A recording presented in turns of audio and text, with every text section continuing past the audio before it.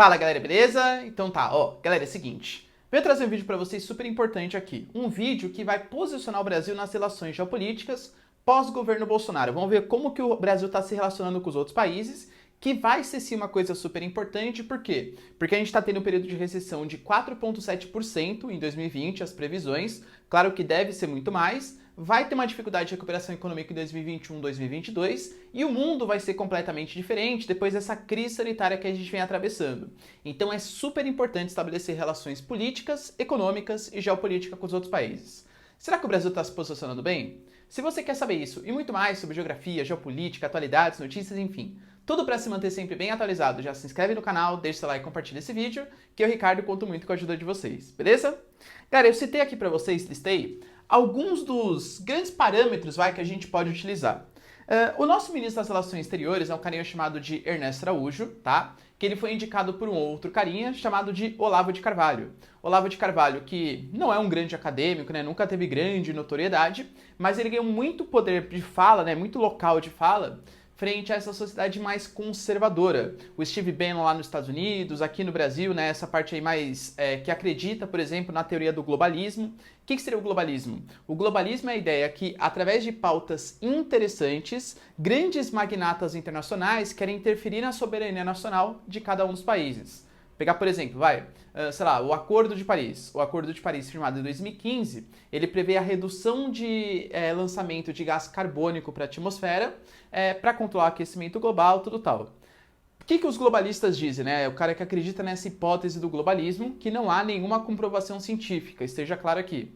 Que o Acordo de Paris ele foi feito não porque essas grandes corporações, tipo a ONU, a União Europeia, o próprio Acordo de Paris, não porque eles estão pensando no bem da humanidade, mas sim porque eles querem algum tipo de justificativa para interferir na soberania nacional. Talvez o grande símbolo do globalismo seria a própria ONU. A ONU, que existe ali a FAO, a Unicef, o Conselho de Segurança, ou seja, pessoas que teoricamente não foram eleitas por ninguém, que conseguem interferir na soberania de cada um dos países. O Ernesto Araújo é um cara que gosta muito dessa teoria propagada pelo Olavo de Carvalho, e ele é um cara que diz isso constantemente. Para vocês terem uma noção, semana passada, ele participou de uma videoconferência na ONU e criticou a ONU na reunião da ONU, falando que deveria exaltar o nacionalismo, contra essas corporações globalistas e tal.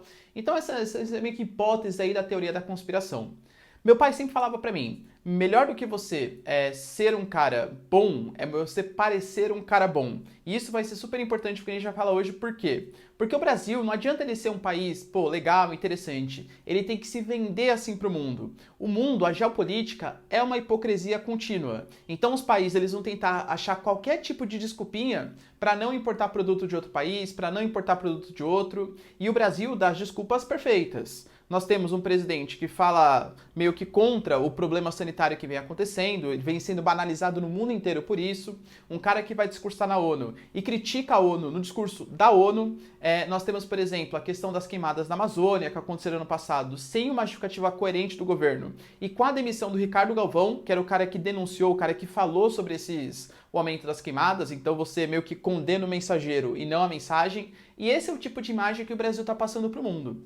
Para vocês terem uma noção das consequências, no Mercosul, por exemplo, o Mercosul ele é formado ali, por Brasil, Paraguai, Argentina, Uruguai, Venezuela que está suspensa e a Bolívia que está quase entrando em processo de adesão aí.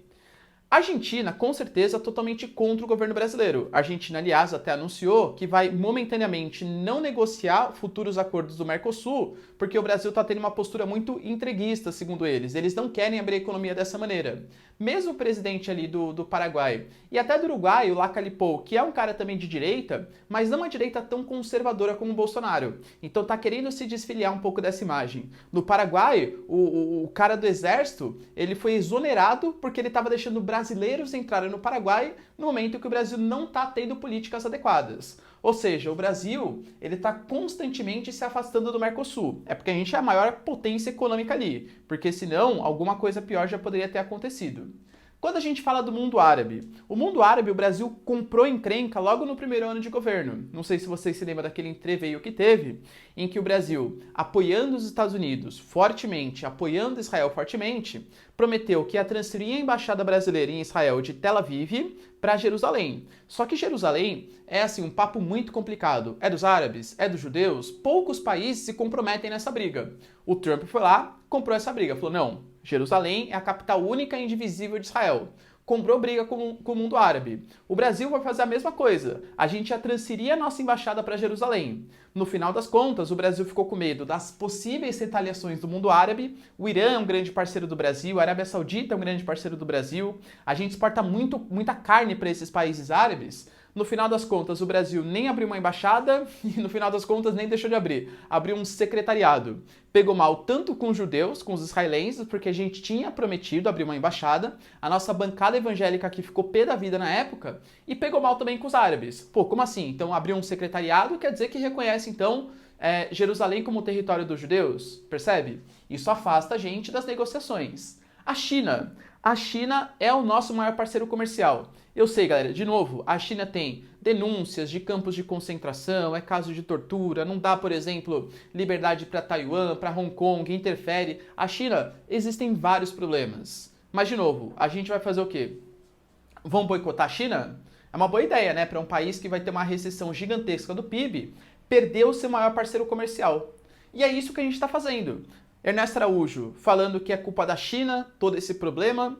O Eduardo Bananinha, né, o Eduardo Bolsonaro, falando, por exemplo, da questão que é o tal do, não posso falar aqui no YouTube, mas o Tananã chinês, tá? O Weintraub fazendo os chineses imitando o Cebolinha. Isso teve até uma questão ali, a embaixada chinesa, por meio das suas redes sociais, criticando o governo brasileiro. Pô, não é qualquer um que tá falando isso. É justamente o filho do presidente, o ministro das Relações e o ministro da Educação. Fora quando o Bolsonaro não dá aquelas pitadinhas também. Ou seja, a gente está arranjando briga com o nosso maior parceiro comercial, em que a gente vai ter que apostar muitas fichas para conseguir retomar o nosso crescimento econômico. O Brasil é um país subdesenvolvido, que depende muito de manter a sua balança comercial favorável para conseguir atrair investimentos estrangeiros. Então a gente tem que exportar soja, ferro, petróleo, enfim, todos os produtos aí necessários para os chineses, tá bom? Estados Unidos, professor. Aí eu sei, Estados Unidos a gente tá bem. Eu diria assim, mais ou menos. Por quê? No primeiro ano, a gente fez uma série de cessões para os norte-americanos. A base de Alcântara a um preço muito baratinho, a gente importou milho deles, importou trigo deles, a gente abriu mão da nossa condição privilegiada na OMC em troca de um suposto apoio na entrada da nossa CDE. E o que os norte-americanos deram pra gente? Galera, de verdade, uma parceria militar, pouca coisa frente ao que o Brasil ofereceu para eles. A gente teve o presidente Bolsonaro indo na reunião falando, galera, I love you pro Trump. Talvez vocês se lembrem dessa cena aí, no mínimo de subserviência. A gente vê nas manifestações que acontecem aqui no Brasil, o Brasil adotando uma postura de subserviência mesmo aos norte-americanos e aos israelenses. Nas manifestações, o Bolsonaro aparece com bandeira dos Estados Unidos e de Israel. A própria Federação Israelita falou assim, não tem nada a ver com isso, hein? Não tem nada a ver com esse tipo de manifestação que vem acontecendo. Então aumenta, assim, bastante tenso. Professor, mas é nosso parceiro, não é? Eu diria assim, sim, até segunda ordem. A gente teve, por exemplo, uma semana passada, o Trump anunciando que o Brasil era um país perigoso para você ir, justamente porque o governo não está adotando as medidas necessárias para conter essa questãozinha sanitária. E aí por que está fazendo isso? Porque coloca como se fosse uma taxa, né, um selo ali de país infectado, e isso compromete as exportações brasileiras. E aí a China, que já está meio brigada com o Brasil, pode deixar de comprar a nossa soja e comprar a soja dos Estados Unidos. Olha que coisa interessante. Para países que estão tentando acabar com uma guerra comercial entre eles, é sensacional. E quem está perdendo é nós, Brasilzão. União Europeia. O Brasil fez questão de criticar constantemente também. A União Europeia faz parte do globalismo. O Brasil, ano passado, brigou, lembra? O Bolsonaro brigando com o Macron, com a Brigitte também, né? Que é a mulher do Macron, falando que a mulher do Macron era feia, critica a Merkel, faz uma série de críticas à União Europeia.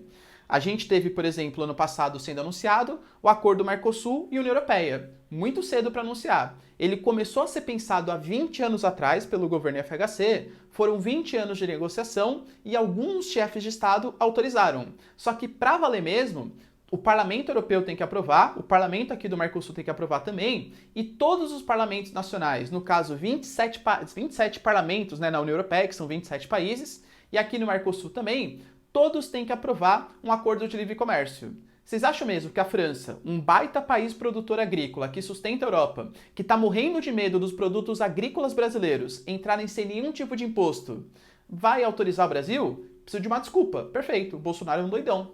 O cara é contra a globalização, o cara é contra a ONU, o cara é de extrema direita, enfim, galera, qualquer adjetivo vale nesse momento. Percebe como é bom você parecer bom para o mundo? Vale a pena você parecer bom para o mundo?